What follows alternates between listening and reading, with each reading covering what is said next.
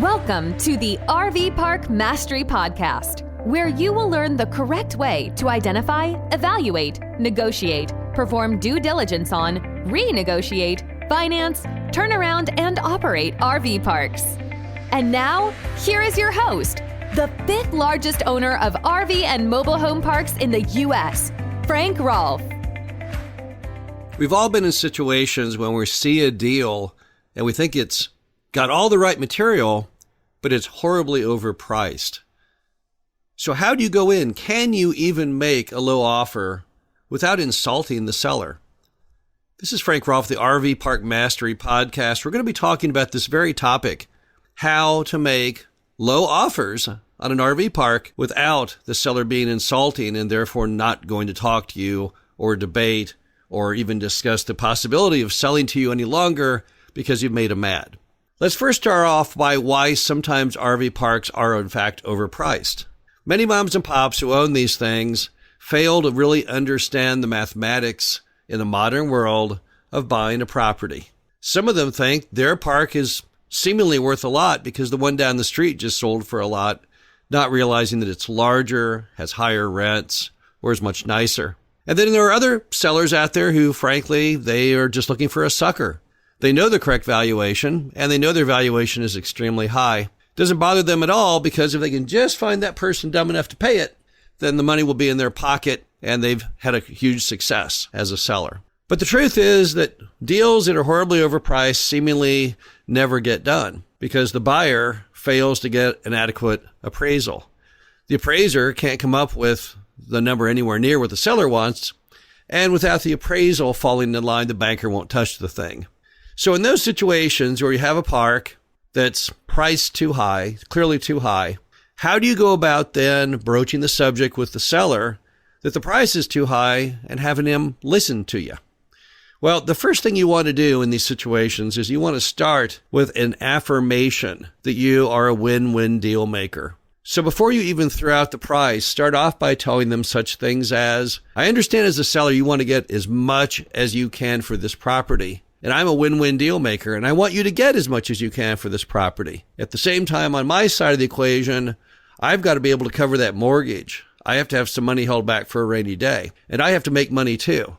So it's my thought that we can come up with something that's mutually agreeable that's a winner for both of us. It's those kind of statements that tell the seller on the front end that you're not just lowballing them, because typically people who do win-lose negotiation, these are people who don't care if the seller's happy or sad at closing, they always come off with kind of gruff manner like, your property's crazily overpriced, you're nuts, so here's what I would throw out. That only works really well when someone's in a bind.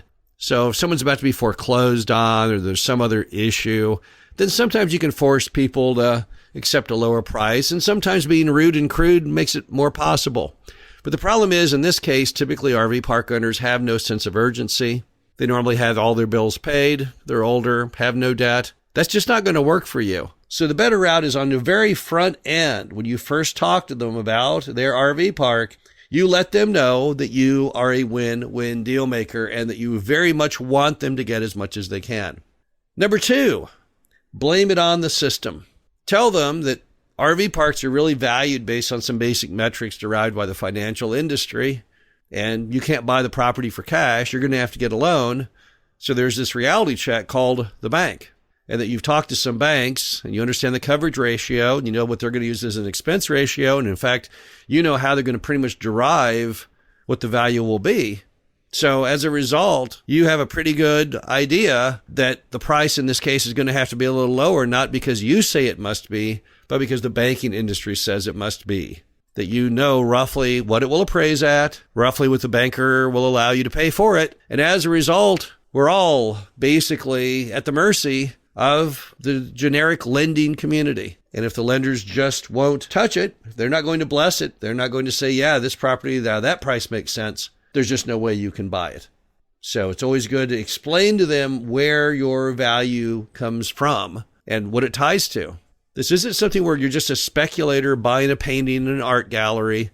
The art gallery owner says, oh, this painting is by a guy who will one day be famous, and I'm asking $2,000 for it. This is different. This is an income property. The value is derived from the income. That's why you're better off investing in an RV park than a painting. Painting makes no income. Pure speculation. Maybe you get it right, maybe you don't. But that's not what good investing is all about. But you have to explain to the seller that there is math involved. There are metrics to create that value, but they're not yours. It's not you making up the rules. The rules already exist. Number 3, be inclusive with them at how you arrived at your value. Show them your numbers. Don't be embarrassed. Don't be afraid to say, well, here's what I think the revenue is. This is what I'm guessing. This is what you're saying it is. And this is what I think the expenses would be. This is the net income. Bank is going to want to see, 1.2 coverage ratio, 1.25 coverage ratio of that mortgage payment. As a result, this is as much as I can do. But if I'm making a mistake here, if I've got these expenses wrong or these revenue numbers wrong, show me where I made my error and I'll happily change it. When you're inclusive, it does strange things to the seller. When you're inclusive, now they're on your team and they're tasked with trying to figure out how you make money with it. You can't insult people when you're inclusive. When you say, here's how I came up with it, show me my error, you're asking them to get in there with you and come up with the value. And it disarms a lot of sellers who might be grumpy otherwise. If it was, here's my opinion, there's your opinion. But no, in this case, you're saying, here's my opinion, but it's an open opinion. And I'm happily going to change it if you can show me what I did wrong. And if they show you, then go along with it. So if you do have your cost structure wrong, then adjust that. If your revenue is seemingly wrong, okay. Now there's some things you can't bend on. If they say, well, no, wait, my property tax is way lower than that. You have to say, well, but when I buy this, the tax assessor is going to know about it and they're probably going to evaluate it and raise it. And so I've got to assume they're going to raise it to what I'm paying. Because at the end of the day, that's really what it should be. Maybe they'll make a mistake and not take it to full market, but nevertheless, it doesn't make it right. So as a result, I've got to protect myself and use the correct number. But just be honest, be realistic. Sellers love that. They love honesty. It's a turn on for them because so much of the world today is just a bunch of politically correct nonsense. We are all so conditioned to BS every day in what we see and what we hear going on in America that people gravitate. They embrace the good old-fashioned principles of the truth. They don't see that much in their day-to-day life. So when you say to the person, here's the truth, and you really mean it, that is a turn-on for the seller. I have in many cases forged deals by simply, after going over that review of the numbers, saying to the seller, so from my position, how do we make this compelling?